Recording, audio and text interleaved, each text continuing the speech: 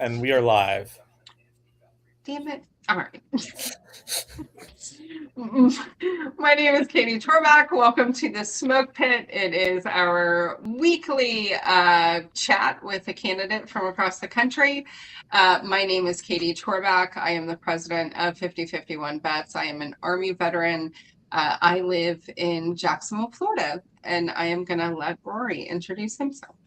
How's it going? My name's Rory. I'm 5051 Vets Comms Director, and I am in North Carolina, Army vet. And I will pass it to Bri. Hi, everybody. I am Bri Woodson. I am a congressional candidate for the 12th District of Georgia. That's Augusta, Statesboro, and Dublin areas. Thank you for having me. Yeah, no, we're excited to have you. Actually, so everybody knows me and Bri originally met in DC on 11/22. She is a personal friend of a friend of mine, and so we met on stage, and I was like, "Hey, we do this like chat with candidates. You want to come hang out with us and get your chance to talk to the veteran community?" So we are extremely excited to have you. So let's dive in, because I have a few questions right off the bat. You shared pretty openly about overcoming addiction and rebuilding your life. And I am an addict in recovery myself. I am 13 years sober. So I am always excited to see other people in recovery that are very open about their stories, to bring, darkness into the light, that it does work, that we do recover. So how did that experience shape the way you see public service? Oh, yeah, for sure. There's a few ways I could answer that, but I never say that I'm over addiction. I just still say I'm plugging away at it always, because it's something that's always there in my brain. And I work in the addiction space. I work in substance use now, so it's quite literally always in my brain. But I don't think that addiction happens in a vacuum. So when we talk about addiction, substance use, public service, the first thing my mind goes to, and it's the same concepts I bring into my counseling space, which makes the style of therapy I do very different. I use a lot of feminist theory, and in feminist theory, we don't ignore the socioeconomics. We don't ignore environmental factors, and a lot of the time, those socioeconomic factors, those environmental factors, are directly due to systems failing us. Whether it be access to mental health, whether it be poverty, food deserts, all of those things can 100% contribute to what I call just a lack of contentment. Because for me, that's exactly what active addiction was, just this lack of contentment. So how that translates to how I see public service is what I personally call the only trickle down effect that actually works is if we take care of the most marginalized of us, the sickest of us, the weakest of us, the ones who need our help the most, everything else will fall into place. So that's kind of how I approach it. I hope that makes sense in my long drawn out way. No, it does make sense, because I do agree with you. There's a lot of factors that go into addiction that just aren't like wholly talked about enough. Within the veteran community, it's I wouldn't say mostly, but I will say often is probably the better term to use there. Often trauma based, right? And then it is the cycle of trauma. Everybody who has trauma knows the cycle of trauma, and often leads to addiction of substances, alcohol, drugs, work, like whatever it is. And so I thought it was very interesting that you're in recovery. So I commend you, and I always congratulate fellow women in recovery. It's a long road, it's a hard road, but it's well worth it. So yeah, absolutely. Yeah. Thank you. Congratulations for you too. Yeah, best decision I ever made. I always encourage veterans, especially if you're trying to get help with PTSD, like stay sober throughout that process. Yeah. It doesn't work otherwise. Yeah, absolutely. And it's the beautiful thing about recovery and that whole process is that it looks different for everyone, but it's still such a beautiful community. And just like you said, the best decision. I have so much freedom just like in my thought processes in my day. Every now and again, I'll still go out and have a drink with friends, but the way that I carry myself, and not just physically, but my mindset, um, the headspace is so different. I love being, I call it facing the sun, like being a sunflower. I love facing the sun. Like those. I don't have those all night nights anymore. Those super long weekends. Like I wake up in the morning and I'm super excited for the day. I'm sharp. I'm on it. I'm writing. I'm journaling again. I'm reading and making art. And it's been a really good past couple of years. Yeah, no, I mean, it's well worth it, right? And veterans often talk about resilience, right? And second chances in life. So where do you see story parallels between your story and our stories as veterans and resilience? It's funny that you bring up that word, because when I graduated from treatment, my counselor gave me the word resilience. That was my word. And I think that that is something that I can 100% understand. Obviously, everybody's resilience in their situation and their traumas looks differently, but there's still a kind of one song, one band to what resilience is. And when I think about parallels of veterans and myself and my story with resilience, it's very much like you said, pushing through those traumas and making that decision every day to move forward. That's what it is. It's how they often say about choosing the right partner and being in love. You choose that person every single day. For me, and I think for a lot of veterans, resilience is choosing every single day. And sometimes it even boils down to choosing every single hour if you have to. And that's something that I can also very much understand. And I think that that's what makes me different than a lot of congressional candidates or any really political candidate. One, the amount of trauma that I've been through. I don't know how much of my story you dove into, but I was also trafficked. Um, but just the the experience that I've had with understanding mental health, being a mental health provider, um, and understanding trauma, understanding how the brain responds and reacts to it, and understanding those collective effects on a demographic and in turn society. I appreciate you sharing that. So I, as a trauma survivor, don't share other people's trauma. It's just like a thing for me as a trauma survivor. So I did research anything that was open source about you, but I am never going to mention someone else's trauma. It's just not my, I appreciate you. yeah, it's just like not it. That's just not my thing.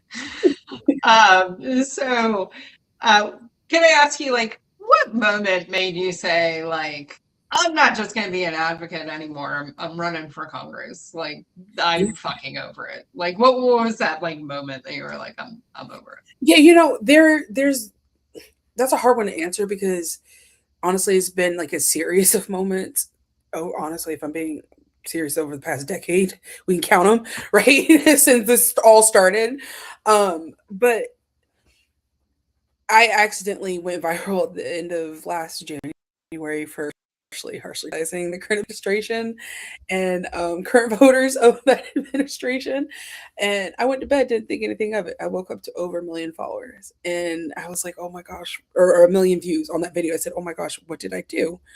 And so then I kept posting, kept talking, and sharing political commentary and sharing videos. And next thing I know, I have a platform of six figures across apps. And there was the situation. I was, like I said, posting about everything that happened all year collectively. Like, oh my gosh, if you guys heard about this, make sure you're paying attention to this and that. And a situation popped up where the Hyundai plant in Georgia happened, and a woman called ICE on a bunch of Korean nationals who weren't even here to immigrate. They were simply here to train Americans on jobs that they needed. They were never supposed to stay. That was never written in the stars. But ICE came in, swept it, arrested them, caused local, global, national outrage. Hmm? And I made a video. I said, I'll put my hat in the ring against this person. Um, would you guys support me? And I got a lot of yeses. And so many people have thought, oh, you're just running to stop this person or unseat this or that. But really, I mean, yes, I don't know what's wrong with saying yes to that. But anyway, beyond that, I just kind of had a settling moment, and it just locked into me. If this person can make an impact off of sheer hate and policies that are only in place to harm demographics of people and not actually help, imagine what I could do with actual good intent and an actual desire and an actual care for not just people who agree with me, but for the actual collective. Because I mean it when I say I want people to be well enough to make whatever choices that they feel are best for themselves and their families, whatever that may look like. I don't necessarily have to agree. I don't have to understand. But as what I like to call myself, a red blooded American, it's our right. And I think that should be upheld and protected at all costs. So, it was a series of little moments and then a big moment. And that's how we landed here. Hey, I mean, gotta have a spark somewhere. I think 30 seconds of insane courage. I mean, we talked to one lady, Jen Brothers in Pennsylvania. Like, she started her run because she kept calling her congressional representative, and they were like, "If you don't like the way I do it, then run against me." And she was like, "All right." And so she's running, and I'm like, "Good for you." Okay, heard. Yeah, I'm like, "Cool, that's cool." Yes. So what do you think about Georgia's 12th district is most misunderstood, right, about your elected official right now? Huh. Not What just was by your first? elected official. You can go in like general terms too. I think that it's quite lost on a lot of people how many rural counties are not just in District 12, but in just Georgia in general.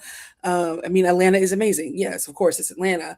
And I think it sometimes can tend to overshadow the rest of the state in a lot of ways. So many people, when they think of Georgia, they think of Atlanta, they think of Metro, but that's not the reality for Middle Georgia, South Georgia, North Georgia, right?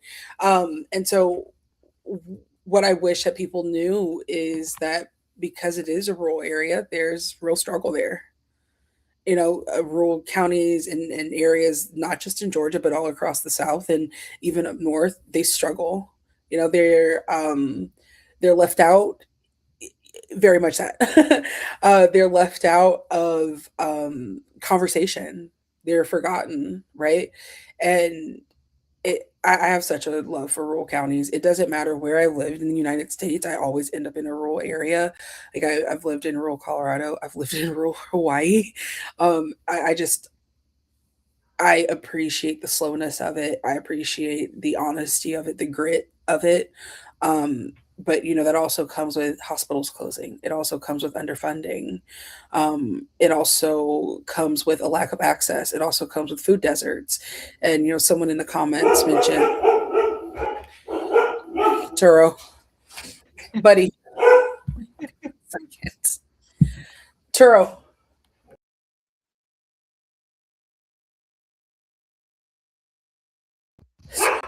Sorry about that. Australian Shepherd. He gets rowdy sometimes. But to just comment on the comment about Rick Allen, he isn't representing the people. He has been in his seat for 10 years. He's 74. And I am a firm believer of term limits and also age limits. Doesn't matter what political aisle you fall on, if the average age of your constituent is late 30s, early 40s, and you are 74, 75, there's a disconnect no matter how you spin it, right? And further speaking of disconnect in the current representative for the district, R.W. Allen is a hi there. R.W. Allen is a contracting business, and R.W. Allen, as in Rick Allen, he started this business in his mid-20s, early 30s, if I'm not mistaken, if my memory serves me correctly. And he, when he got into politics, he did not sell it. He just transferred ownership. So his wife owns it and his son runs it, and it's a multi-million-dollar business. They actually just signed a too long ago for a hangar in the Augusta airport for $21 million. And we can play the technicality games and say, that's not technically his, all we want to, right? But at the end of the day, if a multi-million-dollar company is directly within an elected Phillips family, right? Like that in that capacity, that just increases the chance they don't understand the plight of the working class. Does that make sense? Yeah. I mean, absolutely. Veterans are working class. I like to think we don't we work hard for what we have, right? And you did say something that I caught and I wrote down on a sticky note because I had TBI and I'll forget. You said something about term limits. So we ask everybody that mentions this, right? I am a policy nerd. I let everybody know that. The only way term limits can be instituted in this country is through a constitutional amendment because there is a Supreme Court case that outlawed term limits because they said that it usurps the will of the American people and the voter. So would you support a constitutional amendment to institute term limits? Yeah. Oh, yeah, and I understand how much a long haul that actually would be, but I think it is so necessary. Let me just.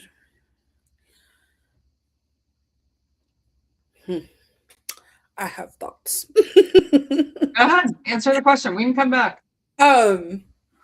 Okay, so yes, there are a lot of people running in the primary, the Democratic primary. But I am very different than all of them, really. A few things make me different. For one, we already talked about my background, my story. I quite literally represent the marginalized. I am Black. I am queer. I have a history of active addiction. I'm still a student. So that in and of itself makes me different. My age makes me stand out for sure. I am the youngest Black woman in Georgia history to run for Congress, the youngest running in the entire race period. Um, and I've done a really great job, if I do say so myself, of connecting with people online, which has been very beneficial in helping someone who's completely grassroots and not known in the political scene get my name out there and get policy, my beliefs out there so people can hear my voice. Um, and honestly, I can't be bought, and I think that's one of the most important things. I don't think I've seen any other candidate, and I could be mistaken in this, but as of right now, I don't think I've seen any other candidate vow not to take harmful corporate PAC money or APAC money. I haven't seen any candidate outside of myself say they would file for impeachment. I haven't seen those things. I haven't seen a call for abolishing ICE except for out of myself. I haven't seen stop whining, Turo. Nothing's going on, buddy. I haven't seen I don't even know what he's fussing at. He doesn't know either, and that's the problem. Is your animal's name Churro? Turo. Turo. I was like, oh man. I was like, what? Hi, buddy. I know.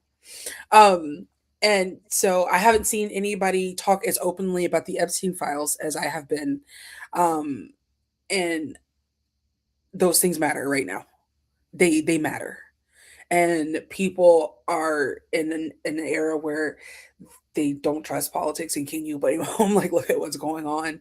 And I think having a candidate who is so very clear on their stance on the controversial topics right now sets me way apart. And in terms of the messages that Tory Branham represents, I do my best to not engage in that negativity. But I will say this, And I've said it before because she actually has come into my comments before in my videos on TikTok. And I responded to her one time and one time only, and that's the only time I will respond because I'm not here to do that. Um, she's drama. We have enough of that in politics. Um, it's divisive. And one thing that I noticed that Tori Branham does a lot is disparages people in the actual district that don't agree with her. People that, if she were to win, would be her constituents.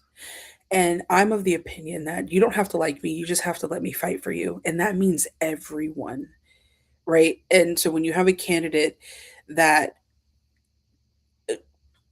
through her words and her actions, says the only valid opinions are those of you who agree with me, that's a problem. And that's not something I can get behind because every voice matters, even the ones that we don't agree with, or the constituents matter. And everyone deserves to be heard. And, having it's, I think it really speaks to our current political environment that a candidate is so comfortable disparaging people in the district that she would represent if she were to win. Does that make sense? I think so. So let's talk about your leadership style, right?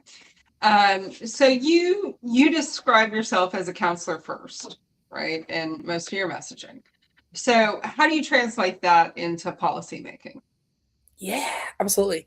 Um, Listening is probably the number one thing, in how I translate.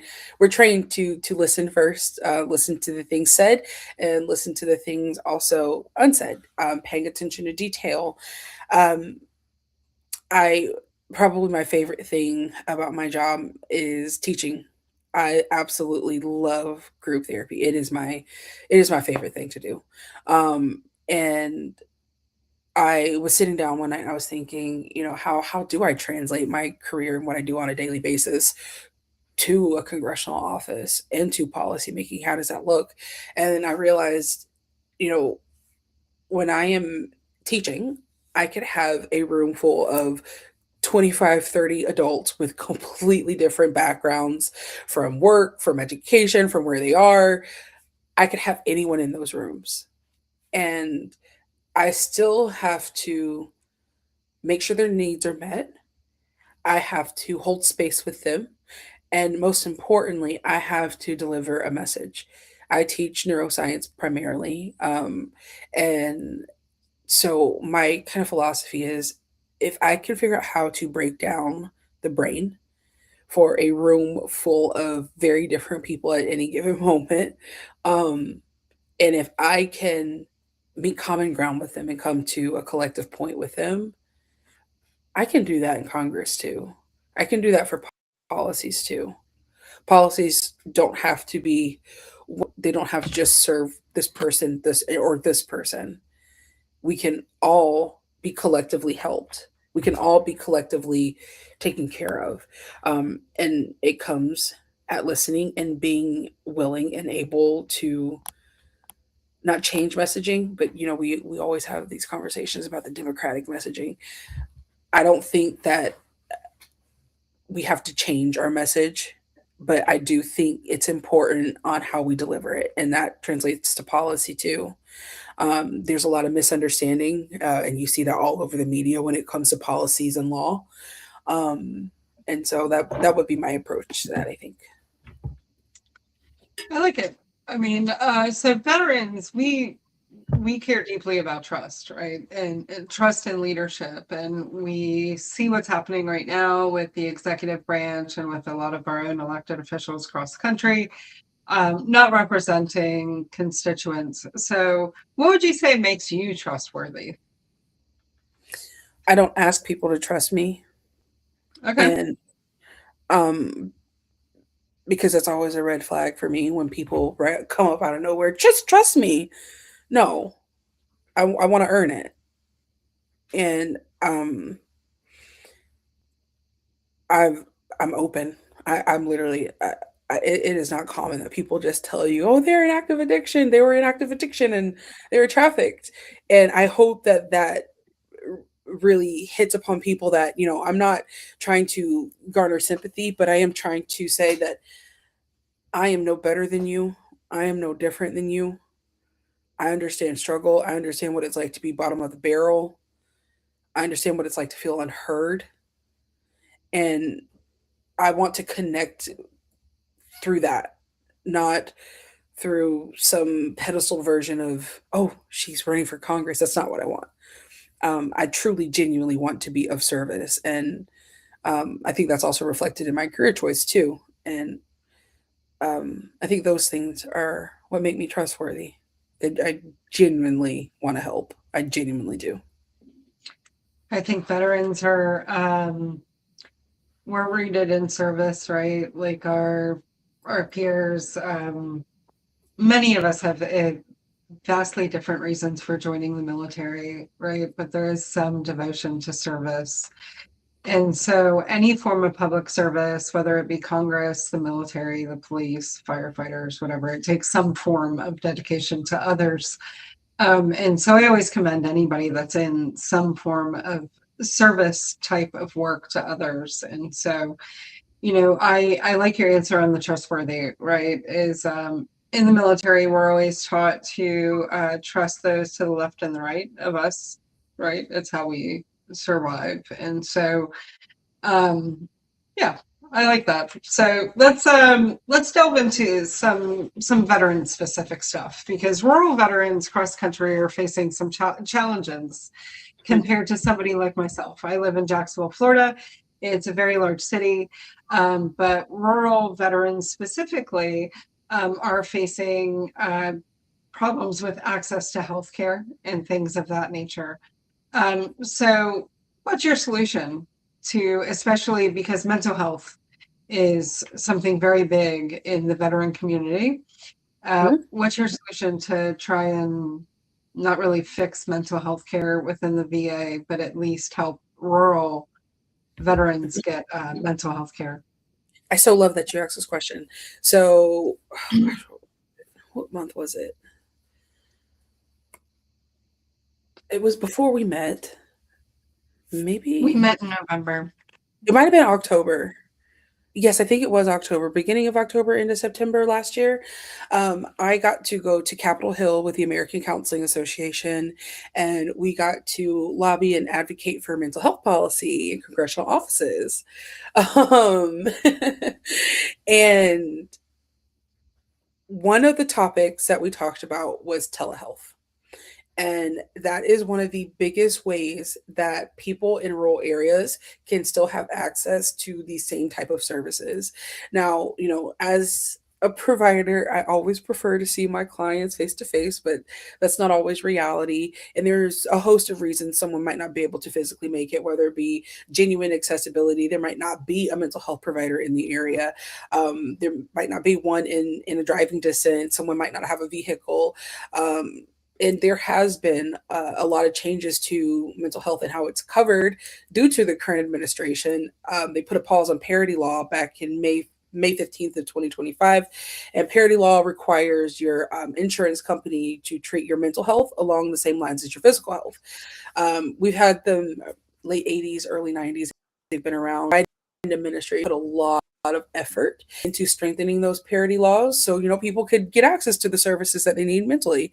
The way I see it is, if your physical can affect your mental and your mental can affect your physical, they should be treated in tandem, right? And so what I've seen in the treatment space is services not being offered, shorter treatment stays, not as many number of sessions have been covered.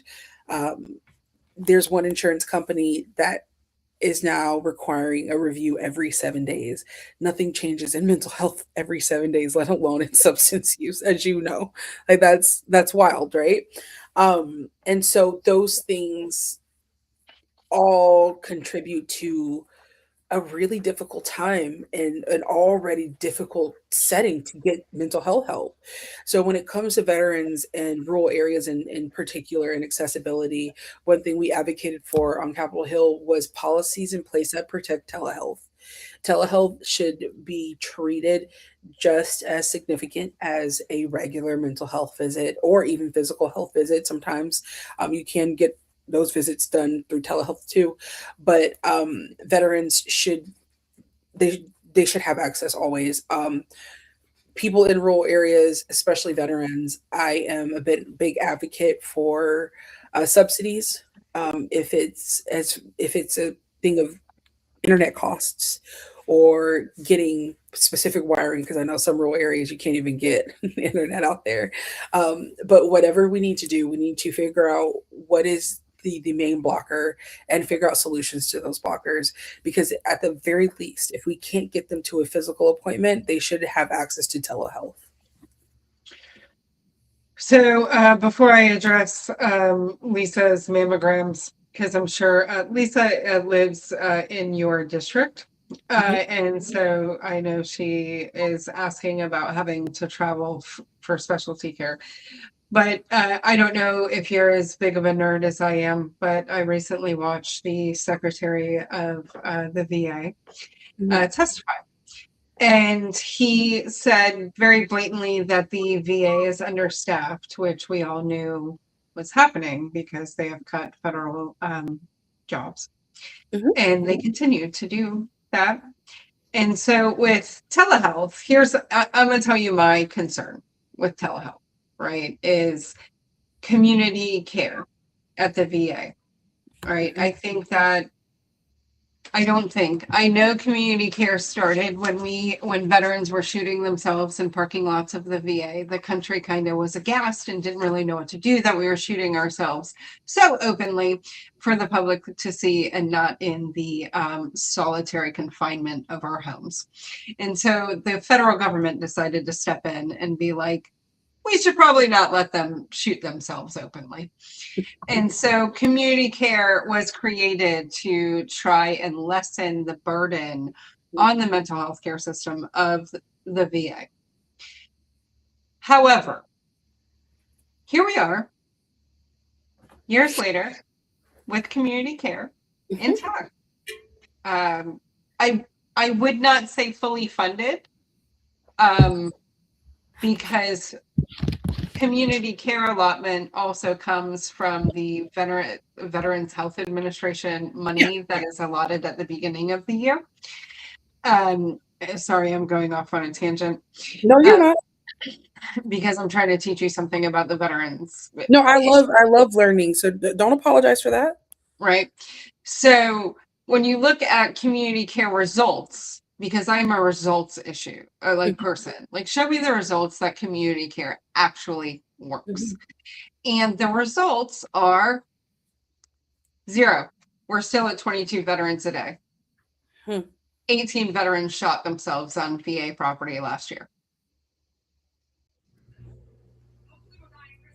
So, oh wow. I can make the argument for community care, though. However, as a product of community care, let's have my it. psychiatrist is community care. My therapist is community care. So actually, my whole everything's community care for me. And I'm kind of at a hub of the military, so it's weird that that's a thing. But it's flawed because for me to get a referral, my primary care has to send it to the VA, and then the VA has to send it to wherever the fuck, and then wherever the fuck gets in contact with me, right? There's always a hiccup somehow in that very first step from primary care or civilian doctor, care in the community doctor to the VA. But other than that, like my therapist and my psychiatrist, I can't complain at all, to be honest, Katie. But it was going to bring to my larger issue, right? Is that if we fully fund the Veterans Health Administration, right, and we like hire enough individuals to actually staff the VA correctly, number one, and number two, we open the care to not just evidence-based therapies, so we could do like talk therapy or things of that nature, like that maybe we could actually lessen it, because I'm not like fully against community care, especially for rural places, because there's just like there's not the providers, right? Like there's not the Lack of access. Yeah. That's And- the issue here is there's too many veterans where I'm at and not enough providers in the VA. Because the county I'm in is 55,000 veterans, I think. no. Wow. I mean, I know Duval County has 196,000, I believe, we're like with the largest concentration in the state of Florida. But like I do know, here's my thought. Here's my thing on community care and why I'm not a massive fan. Right. For rural veterans specifically, I go to a rural VA. Even though I live in a large city, I go to Lake City, Florida. And the money is being taken out of rural VAs to go to larger VA systems, right? So the money is being taken out of the Lake City VA system to go into Gainesville because it's a larger VA system. And so my worry, Rory, is that, and Bri, is that instead of reinvesting that money into the VA system and making it better, is we are taking money outside of the system and giving it, and then therefore privatizing the VA, which we're all against, right? Yeah, and for good reason. Yeah. Community care in Jackson 50/50 definitely needs work, but it's been really for long appointment times. Yeah. Long appointment times, and like you said, in rural areas, it definitely benefits for, long travel to VA facilities. I was just recently talking to a friend that's a veteran out in New Mexico, and he has to travel far for care. I mean, for my primary care, I travel an hour and a half, but it's way? because I chose this place. One way? Yeah, but I chose it because it is a college doctor. Okay. Like it's a medical school. Research. Yeah. Okay, It's a medical school. So I chose that because that's probably the best care I'm going to find anywhere here. I mean, we were talking about it with plenty, like, so we've had a lot of rural candidates on here. So we had like Idaho, Pennsylvania, right? Of, like just rural veterans in general, of like how do we help this gap, right? Of like how do we not privatize the VA while still getting care to rural veterans, right? Like, so do you have any thoughts on that? Especially, and we'll hit up Lisa's ad in there for like specialty care, not just for mental health. I'm talking about like mammograms or MST care, or just specialty care in general. Like I could go down a fucking myriad of a list, but like, what do you think? Yeah. So my first thought, obviously, is try to think about what can be done about the lack of access to care. And I'm wondering if more of a travel specialist kind of situation would help at all. I used to manage dental offices, and again, living in rural areas, we would have a specialty doctor travel to the actual clinic there. It's just a big hospital. Oh wow, goodness gracious! And yeah, that's a huge issue. The understaffed with providers, which also trickles down into general American problem. We don't produce providers at the rate that other places do, which causes a struggle. It causes a huge issue. But as far as getting specialty care to veterans, um, it sounds like, first of all, the systems, just what Rory was saying, and you were saying, Katie, the systems don't talk to each other very well. And that's part of the problem. So maybe getting more centralized systems, and definitely a different rotation of providers and accessibility that way. So, for example, when I was working in rural Hawaii, we just had it on a rotating schedule. Like a doctor specifically for surgical needs would come once or twice a week, and we would schedule patients that way. A specific doctor would come for ortho, for pediatrics. So that's kind of my first thought, is employing that. But again, you would unfortunately maybe run into the struggle of where to get the providers to rotate, and that just begs a larger issue of, we need producer providers. But apparently we have immigration issues. Yeah, I mean, it's a problem. I don't think just in the VA specific system, it's in like the overall system as well, right? Yeah, I think it's one of those things that just it started somewhere, and unfortunately everybody bears the brunt of it, if that makes sense. Absolutely. I mean, like if you want to get like way off topic, you could just talk about like market in general, like labor in general, right? In my real life, I work in construction. And like what's happening currently in this country is going to crash the construction industry. We all see the writing on the wall.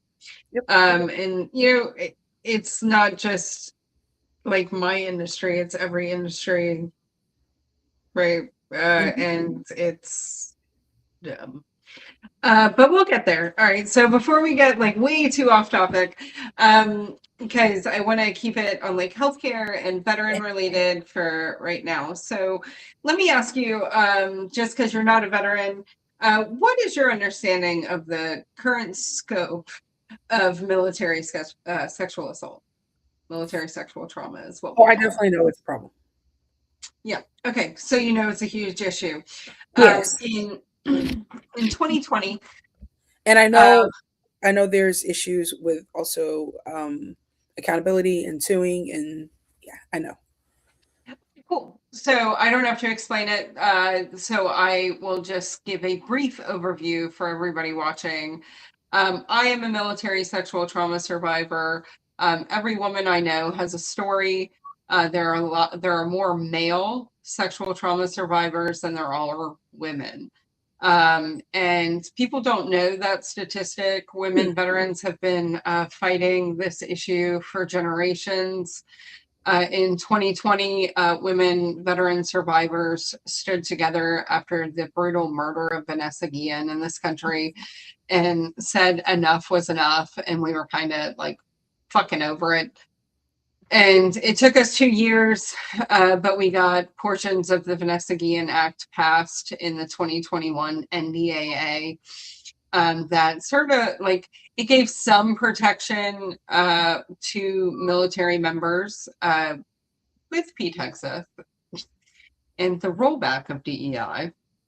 All of that shit has been fucking deleted.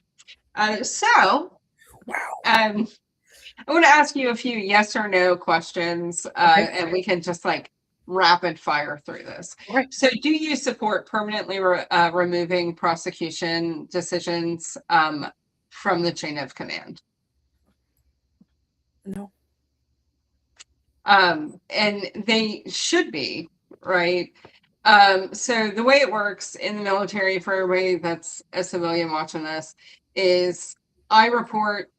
I am raped in the military. I report, or I do, and then it goes 2 ways, right? It is either like, without getting way too off in the weeds here, you can say it's either like secret or not secret. Okay. And if it's not secret, it goes to your chain of command. And then okay. Yep. And then your like commanding officer gets to decide whether the prosecution moves forward. We as survivors fought for that process to be removed out of the chain of command to a third party entity. I was just going to ask you, I was just going to say rather, and I guess I'd also ask, shouldn't that be up to not internal. Yeah. So Yeah. we're asking for that to be like. Yes, then absolutely. Yeah, that's odd to me. Yeah, I mean it's the fox in the hen house. But that's generally how it works, right? So like we'll get to accountability. Trust me. All right, that's why I'm just like, yeah, okay, I'm All following. right. So survivors often report retaliation. As a matter of fact, a few months ago, I got a call from a young female soldier on Fort Hood that was facing retaliation from her unit today on Fort Cavanos. I still know it as Fort Hood, but she called me, and so I had to connect her to a lawyer friend of mine who was going to help her out going through sexual assault allegation, actually conviction of the other human being, piece of shit, and he's getting kicked out of the military, but now she's being retaliated against. So we would like to see more protection against retaliation. And one of the things that we push for is as soon as you report, you get to choose if you want to, for us, it's called PCOS, permanent change of station. So that you get to move. Polycystic ovarian syndrome. Right, like, so that's why I was like, let me explain this. Permanent change of station, of duty station, so that you are not on post on your duty station while you're going through this process. Would you say that you would support that? Yeah, I mean, that's re-traumatizing. It's also suffocating. And I can see where that would open the door for intimidation to be an issue. Absolutely. So do you think that commanders should face administrative or even civil consequences if they mishandle sexual assault cases in the military? Yeah, Okay. absolutely. All right, so last thing, and then we'll get off this trauma shit, and then we're going to go into some of your policy, right? But it's important for us. I'm a survivor. A lot of our members are survivors. We've been fighting for years for survivors in this country to get justice, right? Like there's this like big call right now for justice. Generations of women have served in the military since World War II and beyond before. Yeah. We did a whole video on it, like Civil War and women. But men are more sexually assaulted in the military than women. So with that in mind, with the men statistic, I want to let everybody know an abhorrent thing that is happening at the VA that needs to be corrected tomorrow. Men cannot file for sexual assault at the VA. They cannot file for PTSD related to MST as a disability. The reason being is that the VA lists it as hazing. They have for years. And so we do ask that if you are elected, will you commit to changing that wrong? Yeah, I was just say, where is my pen? Yes, I'm gonna type it in my notes because that's. They can get help. Now, don't get me wrong. They can get help. But still, the correct classification is very important. They cannot get rated through disability, through compensation. So that is a wrongdoing. Angie, welcome. Hello. Introduce yourself. Hi, sorry I'm late. I'm Angie. I'm another one from 50501, and I'm in Colorado. Hello. I used to live in Colorado. Oh, did you really? Whereabouts? I used to live in the valley, like Oh. Alamosa, Mosca. Yeah. Okay. Yeah, I'm from Manitou Springs, but I live nice. up in the Denver area. Nice, So, nice. yeah. Yes. Well, sorry I'm late. Glad to be here.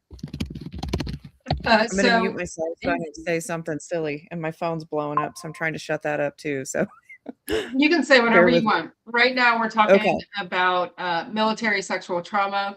We're asking for Miss Woodson to commit to survivors and to active duty military to if she is elected into office, to commit to try and head off that problem. And I Yeah, I also did. wanted to add, I'm also a trauma survivor. So this is something that's close to my heart. And also this kind of fits into my schooling before I decided to go to mental health. My bachelor's is actually in HR. So yeah, yeah. This is really good to know, and it's really important to me. So. Yeah, most people don't know that obscure thing about the VA. I've been, and my vice president, he's been in the comments. We've been involved in MST advocacy for years together and with other women and men around the country. And so it is something that we think is beyond time that needs a reckoning in this country, because sexual assault in the military is a fucking problem and is an epidemic. And for anybody to think that your child is safe in the military from sexual assault, you are sorely mistaken. The protections are not there, nor is the accountability. When high-ranking military members get convicted and then they get to retire with full benefits and full rank, that's a problem. It is. Right. So It's I think it's conditioning. It's conditioning the behavior and people to see that sets an example that, oh, this is not going to be taken seriously. And we it's a thought huge- it was going to be taken seriously, right? After Vanessa Guillen, we all banded together. We thought it was the Me Too movement of the military, right? But Vanessa Guillen wasn't the first name, and she wasn't the last, nor was she anywhere in the fucking middle. Because one name that we all tend to forget is Lavina Johnson. And anybody that's watching, please research that story. That her family continues to fight to this day. Anybody that can read and has any understanding, like basic understanding and reading comprehension, can tell that the military did that family so wrong. And Lavina Johnson, our sister in arms, was brutally murdered in Iraq, and her family never got justice for that. So for anybody watching, Lavina Johnson, look up the story. But it's not the only name, right? Like Natasha Koshin, I can go on and on, but we will move forward. One of the things most people don't know about is the Ferris Doctrine. Mhm. So the Ferris Doctrine prevents service members from suing the federal government for injuries. Yes. Incident to service. All right, so yes, I don't have to educate you. Yeah, so it was done in the 60s or in the 50s, 56, I believe. Like what it includes medical malpractice at hospitals, like accidents training, SA. So the medical malpractice got overturned in 2020, 2021 timeframe. Okay. So now service members or veterans specifically can sue the VA for medical negligence. So that was a really big win. But we do think that the rest of the Ferris Doctrine should probably be overturned so that the federal government should be held accountable. Not only for sexual assault survivors, right? Because at this fucking point, it's pure negligence. But I also want to advocate right now for training accident victims, right? Like, because their families never really get answers. We got in contact with a lot of them in 2020 and all kind of banded together to get federal law changed. And often what happens, and we found this out, is that the training accident occurs, the military does like kind of stonewalls, pays out insurance, and then the family kind of never finds out what's happened. And so that's wrong, right? Especially if we have service members dying on American soil. Yeah, very wrong. So we would like to see the Ferris Doctrine, the last portion of it, overturned, or for it to be like written, the legislation to be rewritten. Will you commit that to us? Oh, 100%. Yeah, absolutely. All right. So let's talk about your platform. All right. So one of the things you talked about is employment in your platform. I did a lot of research into it. So think would help service members transition to find jobs in your area, specific GA12? Yeah. This I relate this. I honestly relate pretty much everything back to substance use, but I think of the plight of a lot of my clients, because even if a veteran doesn't have, an addiction issue, a lot of those struggles are similar, in terms of reintegrating. When you're, coming out of trauma, coming out of a situation, and you've got to somehow figure out how to resettle back into the world. And there's not a lot of resources for that. There's not a lot of things that can help bridge the gap. So in terms of, especially in particular, helping veterans, um, I am less about pushing four-year colleges, because ain't nobody got time for that. Bills are due right now. I would love to see actual apprenticeships and internships come back, things that are paid, things that can build skill, and you know and that would also help small businesses in rural areas and people stay in rural areas, because so often you see people up and leave because there's not opportunity there. But if we start offering the opportunity and helping people get established within that opportunity, within that area, not only does it take care of the person, it also starts to help take care of the area and help reestablish the area. But to just be more succinct, just really, really put a focus on skill building, and that's primary. Do you see anything like within your district of like any investment growth? Like, do you plan on earmarking any funding of any budgets to drive any investments within your area to drive job growth Oh, yeah. specifically? Oh, yeah, absolutely. I think not I think I know there is a lot of spending that's done that might not make sense in a lot of places. And there's always the argument about, do we expand government or keep government small? And I think that the honest answer is probably a healthy combination of both. Like, the reality is that some things need more funding than others, and also the reality of it is sometimes funding is misallocated and needs to be reallocated, not necessarily expanded somewhere. But either way it goes, there needs to be a focus on this in particular. And for veterans, for the unhoused population, just again, like I said, when you take care of the least marginalized, the most marginalized, the least of us, the weakest of us, that's the only trickle down effect that actually works. I know that there's been an uptick, like within industries moving into rural areas, such as, AI data centers and things of that nature. I see your face there, so I fathom I know the answer to the next question, because Jacksonville is now expanding into AI data centers. It's coming. Mhm. And so within your area, do you foresee um, any AI data centers moving into the area, or for advocating that through funding? Yeah. So I wanted to get the stats so I didn't get any numbers wrong. So I actually whistle blew on a data center in this area that I live in, and for now got it put on pause. They didn't say that they were completely canceling plans, but they did put it on the back burner for now, which is a small win, but a win. But a lot of people don't realize that Georgia has now come out as the number one state for data centers. It was Virginia the year before last, but now it's Georgia. So let's see. Atlanta recorded 705.8 MW of net absorption in 2024, which was the most in North America.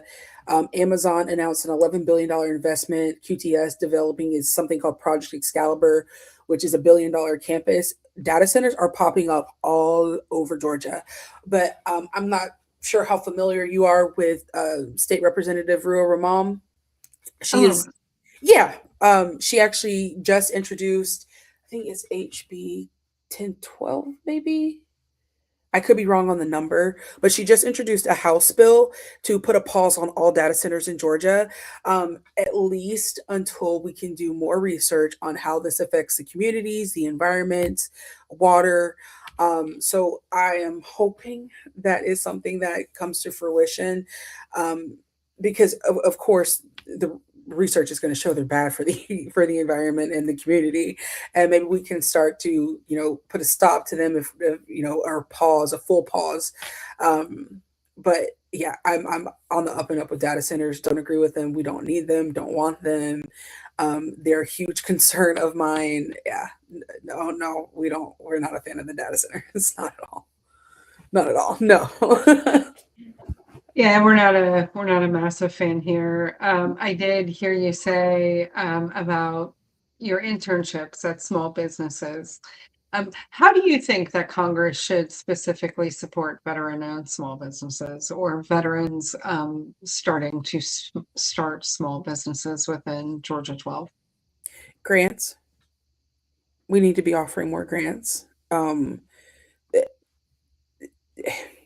We live in such a capitalistic consumer society, and as such, and as things like minimum wage versus inflation versus cost of living has gotten so far away from us, it has lessened the ability for people to put aside money for things like starting their own business, becoming entrepreneurs. And someone could be sitting on an amazing idea, an amazing skill set, and all they're needing is the resources. So, I would love to see grants and stipulations. I like stipulations with things, not bad stipulations, but if we give you this money to start your business, you need to take this class on this and get educated on this, maybe get a certification, not a full-blown degree, but just something to buttress the resources that you're being provided. But absolutely grants and funding, because honestly, that's the biggest resource to any, or the biggest barrier to anything in America in 2026. What role do you think apprenticeships should play that? Because like I said, I work in construction, right? And skilled labor in this country is dying. I don't know how else to put that nicely. You just took the words out of my mouth. I was like, no, it's dying. Like, it's going down the drain. And part of the issue is shit like AI data centers. That's part of the reason. But I would, the way I envision it in my brain is if, apprenticeships are offered in the right way, the interest is sparked in the right way, that people will actually go for them. Because like you said, skilled labor is out of the door. Like, I am married to a blue collar worker. He's a welder. And yeah, and people are like, oh, that's so cool. That's rare these days. And I'm just like, I strictly remember not that long ago, welding was like really in. Yeah. And it's a great career field, and you get paid very well. And it doesn't require years and years of schooling. But again, that's something that people don't know, people don't have access to. And my husband, he didn't go to school for it. He got on the job learning and training, got certified that way. And 4 years later, now he's a lead man at Kubota, which is great job. Japanese companies, everything's great. And so I don't think also people know what kind of opportunities that can be opened up from learning a trade, learning a skill set. What has been so glamorized in our society on TV through Hollywood. Not all of us are going to have the corner office in Manhattan, babe. That's got to be okay. I agree, right? So I started after I got out of the military. I started in the trades. I was a framer. And then I worked my way up, and I'm in management now. But I also take part in ACE mentoring. It's a national program for people in architecture, construction, and engineering to go into high schools and to mentor high school students to come into our industry. Because I do think it is important, right? Like, I just built massive high school here in Jacksonville. And I always tell people I saw like 5 people under the age of 25 out of, I think I gave out 800 plus stickers on that job. And so, like it's dying, right? Mhm. Like there is a problem in this country with trades, and everybody wants to talk about affordability and housing costs and things of that nature. Like housing cost is through the roof because of labor, but so is your plumber, so is your electrician. I own a small plumbing company, and yeah, I think that there should be some form of pipeline for veterans who are interested in the trades to somehow do that. There are some nonprofits that exist that are doing that work. Mhm. I know that they exist here in Jacksonville, but I do think that that should be expanded. Absolutely. Yeah, Absolutely. to help And with the especially coming from someone who has like 8 letters behind her last name, like, man, go learn a trade.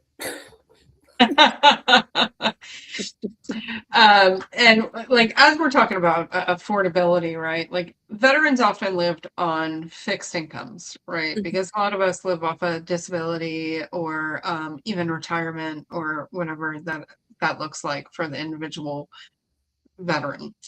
So what's your plan to reduce cost of living pressures around the country? Because affordability is I make like, and I always tell people this, I make really good money, right? Like I make really good money doing what I do, and I can't afford shit. So Mhm. what's your plan to help everyday Americans to afford Yeah, shit in this country? it needs to be a two-way street. So many people talk about, oh, we just need to raise wages. Well, no, no kidding, no shit, no shit. That's obviously an issue, but we've also got to put a cap on how much things cost. Just point blank, period. Because we can raise wages all we want to, but if the cost of things is steadily chasing how much we raise wages, we're constantly going to be in the same position. Um, the the cost of just average everyday things is insane. Yeah. It's just ridiculous. And every little thing costs something. We have truly turned into a consumerist society, and we've always been one, but it's gotten so much worse. And companies also need to be held accountable. There needs to be checks and balances on inflating costs of groceries, inflating costs of goods that people cannot live without. It's one thing to have your extras and your non-essentials, right? But when we're talking about essentials that people literally need to survive, there needs to be a reasonable cap on how much they can inflate something in a short amount of time, or in a year's time period, or 5 years time period. you know um Renting in particular is one thing that I think would lessen the strain on so much, because if your groceries are a little bit higher and you're paying less in rent, you can make something shake that way. But you have crazy rent costs. Like, I pay almost $2,000 a month for my apartment, and it's required that you make 3 or 3.5 times the rent. Oh, And who was making that, especially a single person? yeah.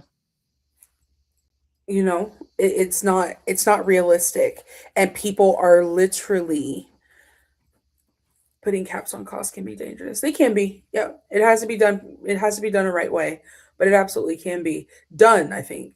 But in particular, I think if we focus on the necessities, right, like things like food. Are you talking about just capping costs for essential items like, and what does that look like exactly if you can expand? So is that food, shelter, electricity, like what does that look like? Exactly that. Exactly Oh, those. okay. Yeah, exactly those. It's just, it really, really bothers me. I frame everything from a kind of mental health perspective. You look at Maslow's. Are you familiar with Maslow's hierarchy of needs? Yeah, this group, we're well familiar with it. So when I think of Maslow's hierarchy of needs, you look at that base layer of things that we quite literally cannot function without, and you look at how much people are struggling just to pay for the things that we quite literally would lose our lives if we didn't have. It's a problem. It's a problem. Rory, are you laughing over there? I had to unmute myself because I started cackling. What's up with Maslow's hierarchy of needs? She What's up? said it, I just started cackling. I was like, okay, I'm done. So for anybody watching, our group is nonpartisan. We're a nonpartisan group, right? So we come from all different ideologies and backgrounds, and that's what's fun about a veteran group is that we're all bound together by our oath. So we have very in-depth discussions and sometimes some super heated discussions amongst us on how to have civil discourse among different ideologies to kind of meet in the middle. And why he's cackling is because it was based upon Maslow's hierarchy of needs. And I am a free market capitalist. I will out myself. And so I have agreed, well, our group, everybody that was in this discussion had agreed that the bottom two rungs of Maslow's hierarchy of needs should probably be met by the government.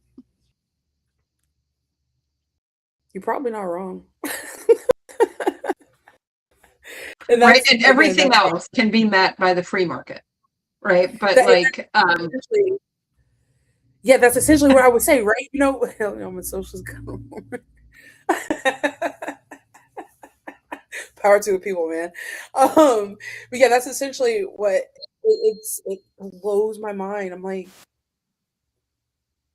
we're walking around paying for water. It comes from the sky. I guess I should have just said that instead of typing. I didn't mean to like distract everyone, but yeah, as soon as Rory started laughing, she came up and just started loving the laptop. It was pretty funny. Yeah. Yeah, because we had like a heated debate on this. Sorry, right? Those are healthy every now and again. Keep you on your toes, right? I actually have a question on along the lines of like cost of living and stuff. I'm a victim advocate, and one thing that I see quite a bit of is you know, a large homeless population, and a lot of them that have you know, mental health needs that it's just not attainable. I know that's kind of a state thing, but it just doesn't seem like there's ever going to be a solution to that problem. And, you know, it's not just homeless people, but, you know, it just seems like that's an unattainable, I don't know what the word I'm looking for. It seems like it's a luxury for everybody, or for a lot of people actually to have any kind of mental health care. So I just wondered what your thoughts are, if that's something that's, you know, you're looking towards, or, I mean, it's a concern for veterans, but it's, you know, it's a big concern for everybody. You know, with how law enforcement deals with, you know, those that are mentally disabled or anything that have any kind of learning disabilities or anything. That's something I see daily. That's, you know, a problem. So I just wondered what your thoughts were on that. Yeah. So as I've said, and I'm looking over because I pulled up my program orientation for the treatment center I work at, and I just want to run down the costs. This is in the orientation packet. This is what we charge insurance. So if you didn't have insurance, this is what you'd be expected to pay out of pocket for. We do 30 to 35 group sessions. So you're in treatment about 6 to 8 weeks, depending on your insurance. So, group sessions, $2,000 for 3 hours with a group a week. When you come in and do your initial assessment, that's $1,800. Every individual session that you have is charged $10.95 weekly to the insurance. So, and when I went to treatment myself, it was about 40 grand for the month charged to insurance. It is, yeah, I was there 32 days, residential treatment. It is a problem. this is a huge barrier. So right here, the self-pay rate is $4,500 monthly for the program that I work at. Yeah. So what person that has mental health struggles or addiction struggles has just $4,500 laying around each month to pay? No one, right? Um, Working class, everyday, hardworking, hell, comfortable people don't have that much money lying around each month. And so when I'm thinking about what can be done about access and the cost of mental health, um, I have a few ideas. Um, One of the main things, though, again, we need grants, we need subsidies, and we actually need to take mental health seriously. The closing of treatment centers and mental health clinics and community care is such a problem, especially in rural areas. Um, and in a sense, unfortunately, I like to exist in reality. It's not something that can be solved within a year, 2 years, 3 years. It has to be intentional when we're um, looking at this and thinking about this. It's and when we're talking about policing in particular, and I appreciate you brought this up. I want to make sure I get this acronym right, so let me look it up. I think it's PAD. Yes. So, have you guys ever heard of PAD? Yeah, Policing Alternatives and Diversion Initiative. I would love to see more of that implemented everywhere. And for those of you who don't know, PAD is an Atlanta based nonprofit. They provide an alternative to police response and diversion from jail for people who experience like homelessness, mental health crisis, people that are trained to deal with these issues and this demographic specifically. They offer resources on the spot. They will take you somewhere warm, get you food, get you help right then and there if you agree to it. But either way, they help in de-escalation. And I think just even establishing something like that across the board, we would see much less numbers in death. We would see much less numbers in people just thrown in jail for a mental health crisis.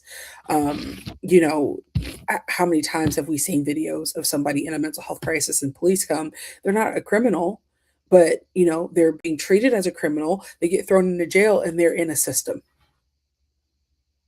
It's not okay. Yeah, I think that brings up a really good question. And Angie, thanks for bringing this up. Because I don't think that people talk about police interactions enough in this country, especially within the veteran community, right? Because of some of our mental diagnosis and some of our issues that we have within our own community and the community at large. So I know as a white woman, right, I've had, I don't know, maybe a handful of poor interactions with the police that were police started. Most of the poor ones I start and then they finish. So yeah, it's normally me. Sometimes it's not, but it's normally me. I'm glad you know yourself. Yeah, I'm pushing. So how do you think that law enforcement and community trust should be rebuilt, especially when we see the killings of unarmed Black men and women or autistic children? And now we're moving into a federal police force that is Wow. abducting children, killing citizens. I saw videos of pregnant women getting shoved to the ground, children being left on the side of the road in vehicles. So how do you think that we should rebuild trust with law enforcement across this country on a local, state, or federal level? Prosecution, punishment, accountability. Fuck yeah, I like that answer a Yeah. lot. Yeah. If they want to go around shooting people in the street, I want my damn New York Nuremberg. All right. Like that's, and I think that's the only thing that's going to actually establish a trust. You can say all you want to, oh, they shouldn't do this. But until someone is actually held accountable in a tangible way that the public can see and say, you know what, this is what happens when law enforcement steps out of line, that no one is above the law, that's when trust can be reestablished. But playing this patty cake game of, oh, they're law enforcement, they can, no. They're men, and men should be held accountable. Yeah, and women. There's plenty Well, of that's what I women. mean, like men as Yeah, in yeah. humans. There's They're there's just human. plenty of ice ladies out there that are being complete assholes They're too. just humans, and they should be held accountable. I like that answer, right? Because I do think that whenever this is over, because this will not be forever, Oh no. that accountability is first and foremost. And I know a lot, we have talked about it a lot within our group of what accountability actually looks like. And, Nuremberg sounds great. But I think people forget history. So here's a teaching moment, right, about the Nazis. And for those of you that don't know, Hitler, he structured his policy agenda off of the United States. Oh my gosh, thank you so much for saying that, because I don't know how many times a day I correct people. Mhm. Like, stop calling this Nazi Germany. No, this is America, baby. No, This it's is not. Jim Crow. This is the Jim Crow American South. Yes. Yeah. And people don't know that history and they don't call it for what it is. Calling it Nazi makes it a non-American issue. Yeah, it's It makes American. it a And that's non-American issue. It's the a way for them issue. to skirt responsibility. Yep. It's a way for America yet again to not take accountability for its history. Yes. 100%. Yeah. And because I always talk to people, like they're like, oh, how do we end up here? Right? Like how did we end up here? I'm like, well, we never really took care of the problem in the first place. Like when we, as a country after the Civil War, decided that we were going to move forth in peace instead of holding people accountable like they should have been. This is how we ended up here. Is forgiveness, and I don't want to seem brutal, but we tried to forgive the cracks within this country that were based in white supremacy, and instead it led us to Nazi Germany, and then here we are 3, because I have a child, so 3 generations later, because my grandfather fought the Nazis. So interesting. So when we talk about law enforcement, often what comes to thought, especially within veterans' minds, maybe not all veterans, probably just me, it's guns. So I am a 2A person. I believe in guns. But I do believe in common sense gun laws. And I think any responsible gun owner should. So what does common sense gun safety and gun laws look like to you? Oh yeah, it stricter background checks, mental health checks. Not being able to just walk into Walmart and buy a gun would be a great start. It was very aligning for me. A couple months ago, I was on FaceTime with a friend in Canada, and I was just grocery shopping. I was just in Walmart, and I had to go grab something out of the camping section. I turn around the corner, and he sees behind me the wall of guns, and he's like, "Oh my God, are those just guns?" I was like, "Yeah," and I realized, oh. Yeah, that's not a thing. It's not a thing in other place. Just the same place that you can buy eggs and milk, you can also buy a rifle. Imagine that. But yeah, I think definitely, stricter background checks, and mental health assessments are necessary. Like I'm a 2A person, I'm a southerner through and through. I appreciate my guns, and I'm also a person who believes in the Constitution. And it is a tough topic. But as someone who, like I said, believes in their 2A rights and also really believes in the Constitution, I never say never, but I don't think in our lifetimes there is a version of America where we just gonna get rid of guns. That's not going to be a thing. So, I think the best that we can do and what we should be doing and the responsible and right thing to do is establish common sense gun laws. I mean, you can, try to America all you want to about it, but the numbers don't lie. We have a problem. We do. And we've talked about it in our group, so I'll sound like the crazy one here. I am a firm believer in the second part of the Second Amendment that everybody forgets, right? And since the local police forces all have 1033 programs, which is the program where demilitarized military equipment is given to local police forces. Here in Jacksonville, Florida, they have an A1 Abrams tank. There is a website. You can just Google the 1033 program and look up your local police force. Jacksonville Sheriff's Office has an A1 Abrams tank, so I want one as well. And what that looks like, I don't know how that looks like responsible ownership of a tank, but I do think that there should be a way for someone to have a tank if the police have a tank. Right? That's just me. I'm not mad at it. I'm just saying. It could be kind of fun, have a tank. Well, someone explained this to me. It's like the libertarians, right, of North Carolina, right? There was like two different types of libertarians. There was the helicopter libertarians and there was the truck libertarians. The helicopter libertarians are lifting people out during the hurricane. Those are the good libertarians. The truck libertarians stop the federal government from coming up the mountain. Those are not the good libertarians. That's wild. Right. So I want to be a helicopter libertarian. Did you see? Say that again. Like, my brain hurts. Can you explain that again?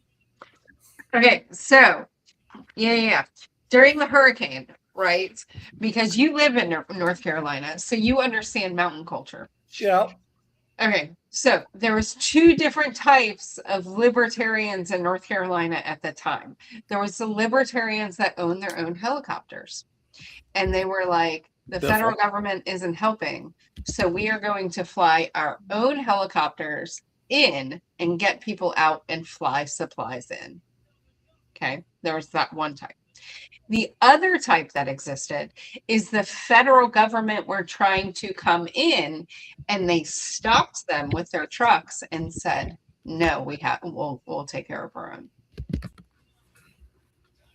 And now both types need to work together. Yeah, they didn't. That was the problem. That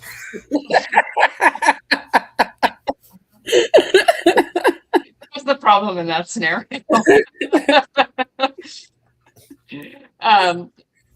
Yeah, I mean, so I believe in common sense gun laws as an avid gun owner, right? Like I am also a woman of the South. I hunt. But I believe in common, like we have a gun problem in this country. Yeah. We have a mental health problem in this country, and it is directly related to gun violence. Yep. And so I do think trying to do that, but vile nihilist in the comments, correct? Like given the current government and you would be elected in an off year, right?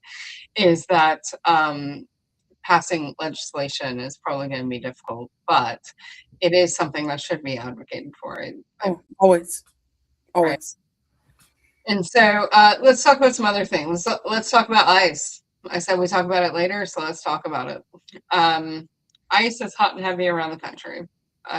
Here in Jacksonville, I have witnessed with my own two eyes human beings be kidnapped by the federal government. We have seen in Minneapolis 2 citizens be murdered by the federal government.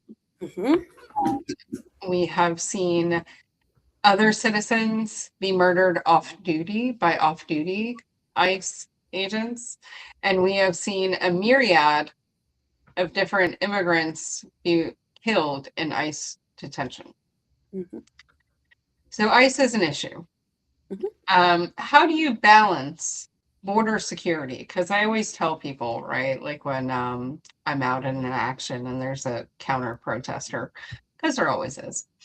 I always talk to them, and I'm like, hey man, nobody out here, nobody, none of us.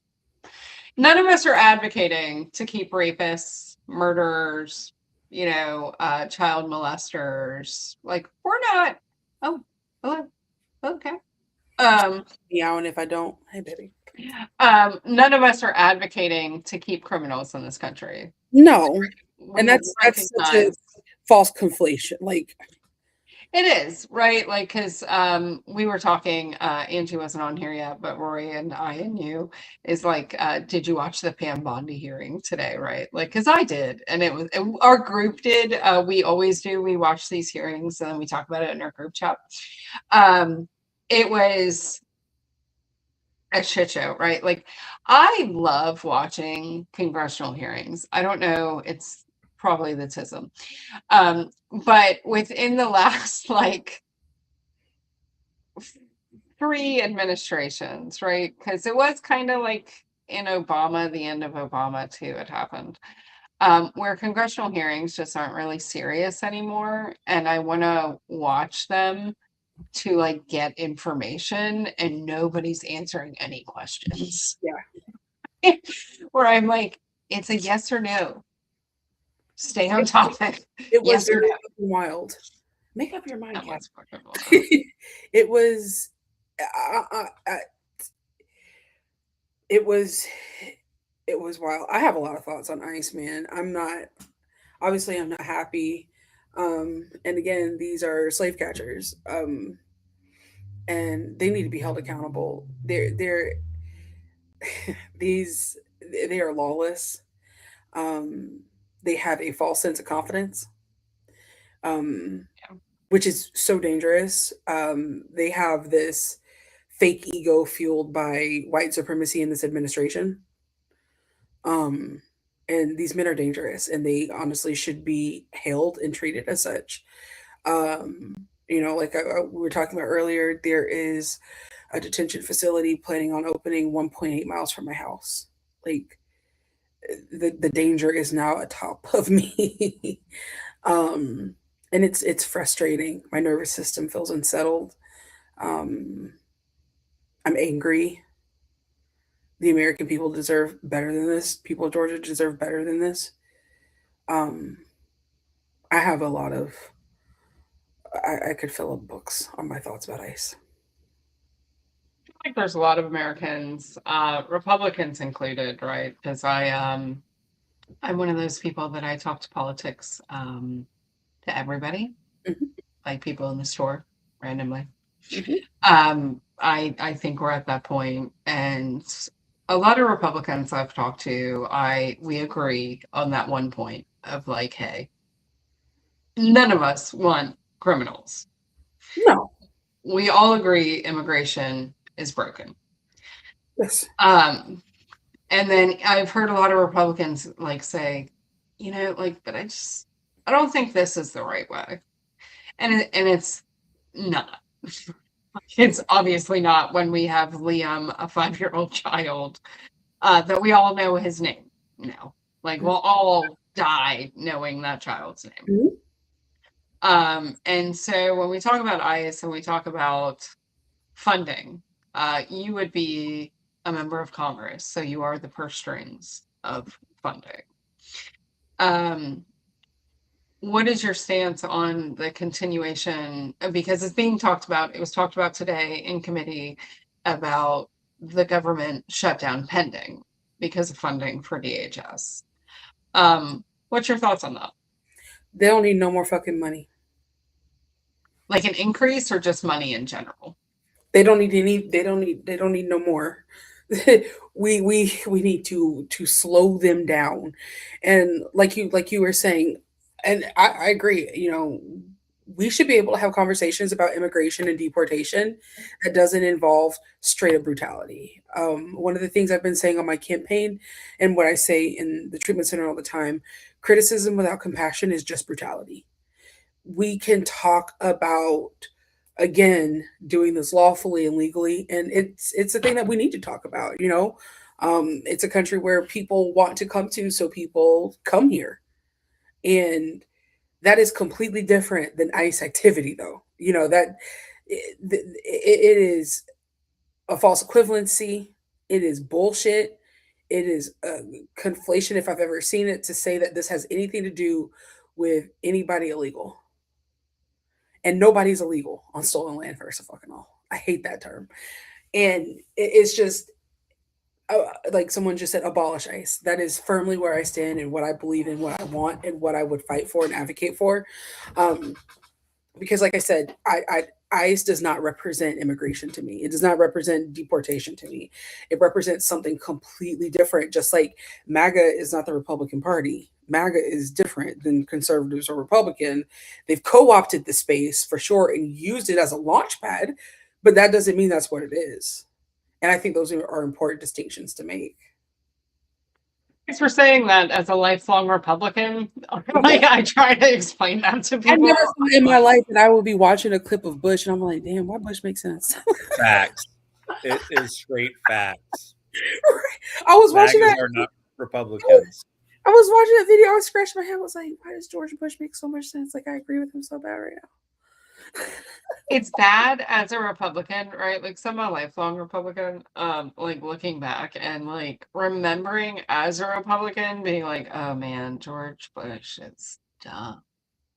And then like looking at my party now being like, oh man, It's like, are y'all we're okay? the fascists. So like what happened? Are y'all okay? like Yeah, it's like I like don't I'm a Republican, but I'm MAGA. Baby, that's not, and I'm a conservative. What are you conserving?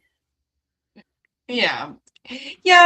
So all right, so here's my response to that, because somebody like Tom, who we have a mutual friend in, Yes. always argues with me on this whenever we have our side chats sometimes on being a conservative, right? So I'm a constitutional conservative, and I like to tell people and he could dodge shoes. That is fair. I will give him that. And so quick side story. The day that he was reading the book on 9/11, right? He was in a classroom. Everybody knows this. There was a sign above the classroom that said Jim Thorpe, and anybody that's a history buff knows who Jim Thorpe is. He's an Olympian. Anywho, my last boss had that sign because he remodeled that school. Oh, how cool is that? That's That's interesting. awesome.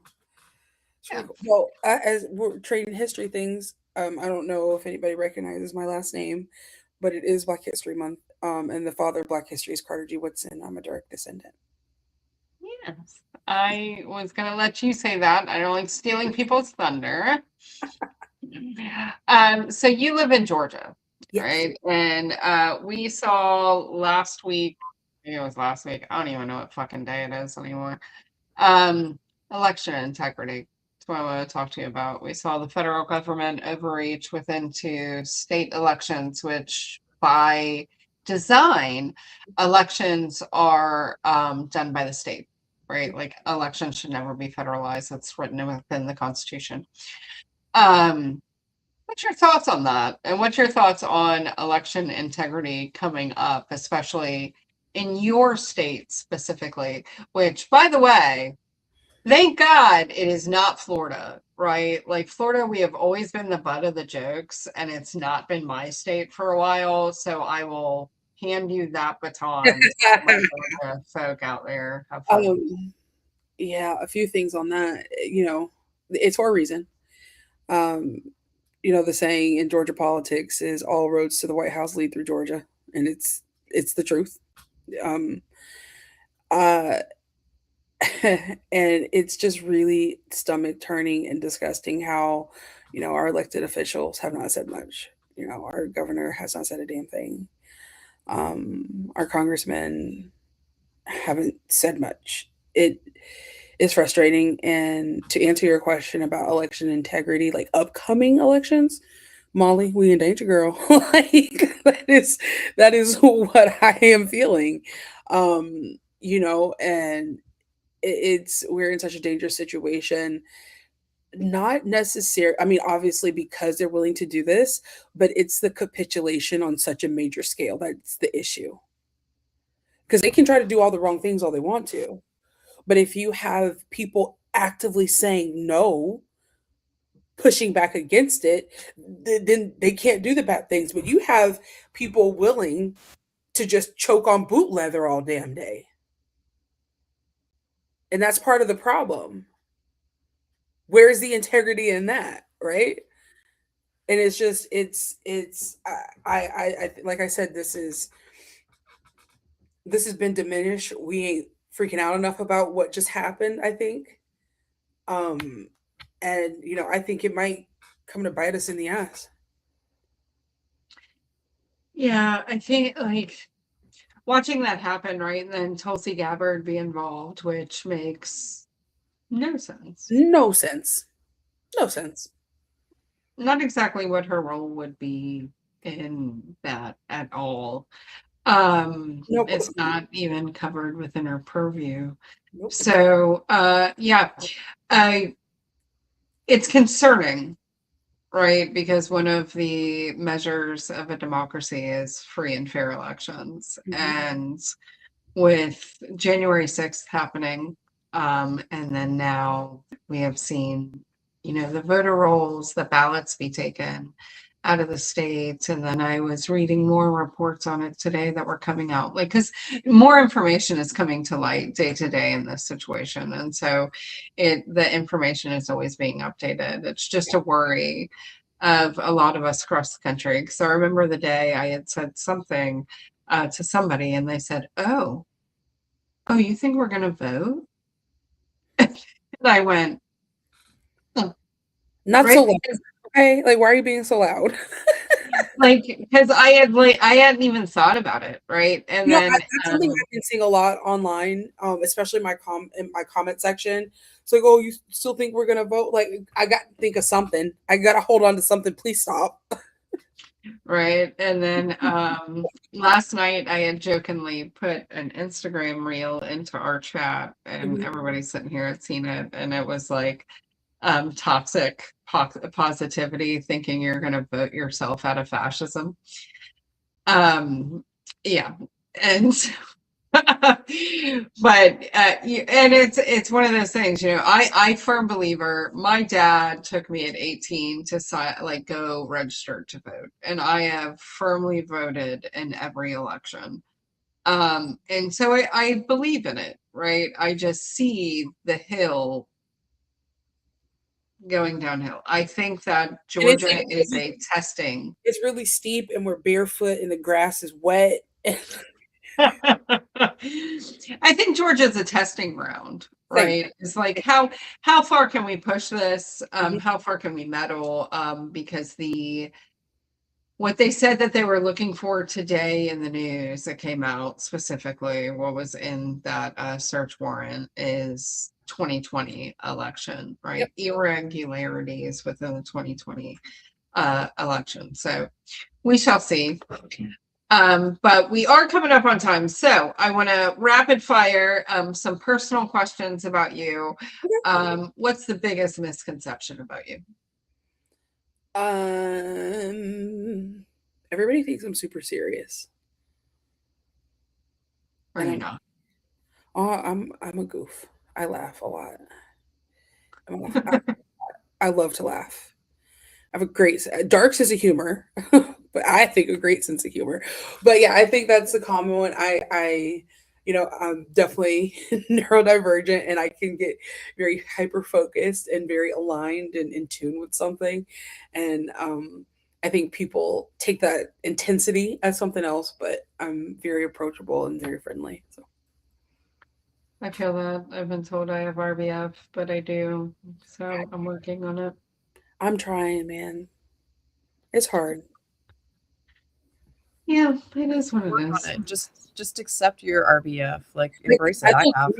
If I'm not smiling, I'm like, and people look at me like, what's wrong? And I'm like, I'm having a great day.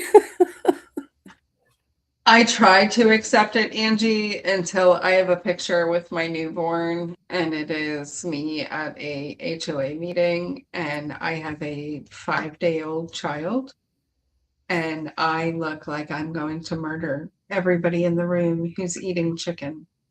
It is like epitome Katie. Right. I see nothing wrong with that. I think that's perfect. I think we should. I think all women should have the look of "I'm going to murder somebody" on their face. Hey, it comes in handy every now and again. I went to go argue the budget. So much of a nerd I am. I look into my own budget of my HOA and their policies. No, it's like that. The wildest time ever, man, was when my mom, she was, my parents are well off. My dad's an inventor. You know the belt that runs on the holes? My dad holds a patent on that.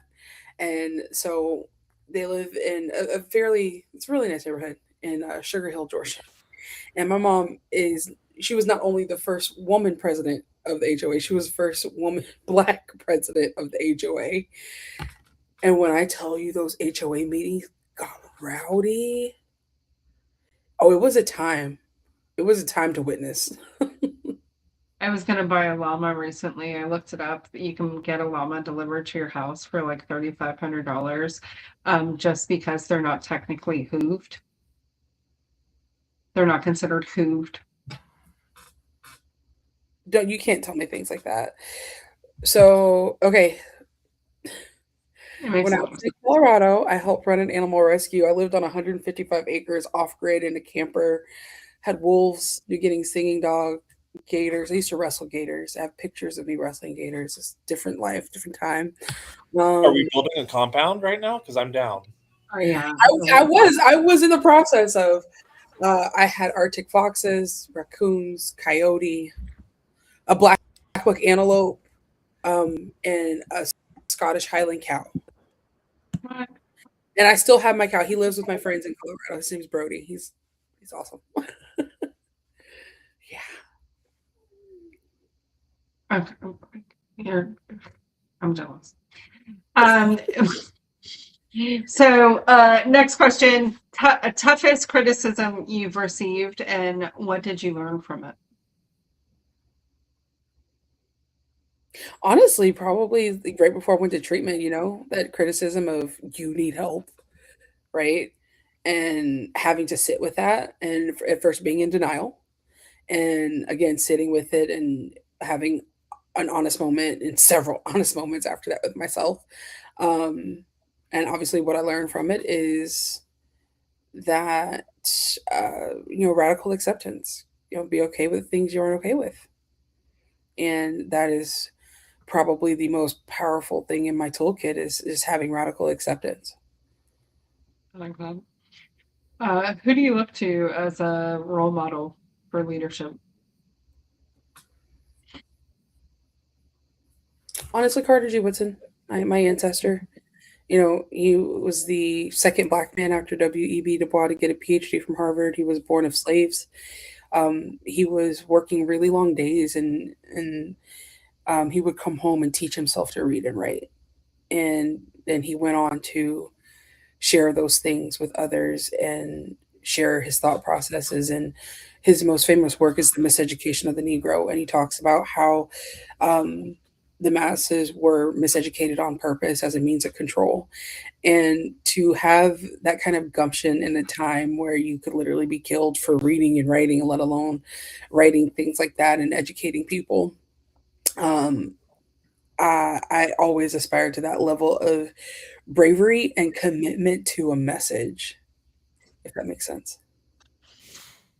Oh no, I get it. Do you have anybody that's living like that you like who like I have a veteran mentor. Her name's Dee Quaranta. She runs Northeast Florida Women Veterans.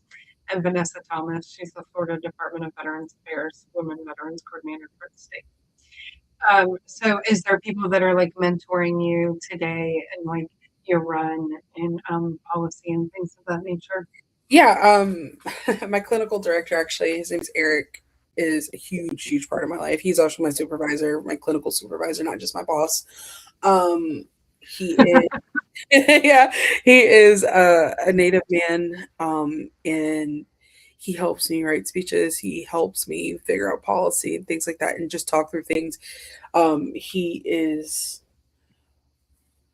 probably tired of me. I'm always in his office on his couch, to be honest with you. Like, first thing, as soon as he gets in, I'm knocking on his door and I'm like plopping on the couch. So, did you hear about this? And we're talking through things. I swear that man is tired of me. Like, sometimes I'll knock on the door and like, "Are you busy?" And he'll just be like, "What is it, Bri?" I'm like, "Okay, so check this out." But definitely him, and my campaign manager, Dr. TJ Brinkley, is amazing. She worked on Obama's campaign, both goes. She has been nominated for the Presidential Woman of the Year award twice. She's an Ivy League graduate. She teaches at Harvard. She is an author. She's actually on a book tour right now. She's probably tired of me too, because I call her multiple times a day. So Oh no, no, I feel it. I'm definitely drawing, strength from ancestors is like super cool, right? Like, and I enjoy that personal story from you, for sure, for sure. Thanks for sharing that with us. We're coming up on time. I want to ask one more policy question, just because it is something very endemic to the veteran community and it relates to ICE and what's happening right now. We have seen a large number of veterans be deported, not just in this administration. Let me make that very clear for everybody watching. Obama deported more veterans than any other president, and we spoke loudly then, and we're continuing to speak extremely loudly about it. And what I will ask you in the essence of time is please look into repatriation. Our Patriots, they're a group that we are partnered with. Dee runs it. It's a personal friend of ours. And they have two bills, policy bills. One, they have been introduced and reintroduced in a few separate Congresses. One deals with repatriation of deported veterans, and one deals with a pipeline to citizenship within the military. To make it easier. So just in the essence of time, please look into those and look into the group. They're doing amazing work. And I will just add really quickly, I do find it abhorrent that veterans are being deported. It's just, there's no rhyme or reason. I mean, unless there is some brutal crime happening, of course, right? But, veterans being, like the recent case of a veteran being bullied into self-deporting, not okay. Not okay. Yeah, for sure. Yeah. But yeah, I'm following you. I have thoughts on it. Yeah, For sure. yeah. So tell us, what's up next for you? Campaign? How do we donate? People get involved? Websites, socials, all of that. Yes. So you see my name there, Bri Woodson for Congress. It's FOR, fully spelled out. BriWoodsonForCongress.com. If you'd like to donate, there is a donate button on the right side of the page. And if you'd like to get involved with the campaign, and even if you don't live in the state or within the district, if you have something to offer, I want to hear from you. You can click the other button on the left side. It says get involved, and it'll take you to a page and open up a contact form. Social media, you can find me on TikTok and Instagram under Bri Woodson for Congress. If you really want to get into the meat and potatoes of it, though, find me at The Controversial Blonde, which is where I got my start as a content creator. Right now, I'm in the middle of a Black History Month series. We are going over Black history in all 50 states. Since the current administration thinks it can dabble in Black history, I have a personal mission to prove them wrong. So if you are interested in learning some cool stuff this month, definitely go give me a follow on those pages. And some political commentary, of course. We yap a lot over there. I got last question we asked before we close out. We close out in a unique way. You'll see. If you are elected, how are you going to stay grounded and connected to your constituency? be present often. And I mean like physically present in the district. One of the biggest things that I've heard from constituents is that Rick Allen don't show up. They don't, they can't get to him. They haven't seen him, doesn't do town halls. And I think putting myself in front of the people that I've agreed to serve, so I never forget that this is a service position, is most important. I like that. Do you have any last elevator pitch to veterans specifically in your district? Because there is another veteran running. So why should veterans in GA12 vote for you? Like I said earlier and a bunch of times, I'm willing to listen. And I know that's simple, but it goes a long way. Quite literally trained to do that. And holding space with people is the one thing I know how to do above all else. And I think that leading with those intentions and genuinely holding space, I don't have to be a veteran to hold space with you. I don't have to be a veteran to hear you or have empathy. I don't have to be a veteran to do those things. But the point is that I'm able to do them. And you know, I do come from a veteran. My grandmother was one of the first Black women in the Air Force to be a nurse. So yes. Why didn't you lead with that? Actually, in my office, I hate that I don't have it, but in my office at the clinic, I have her blanket for the Air Force. Keep it on the back of my chair. You should switch that fact to like the front of that spiel. I'm just saying.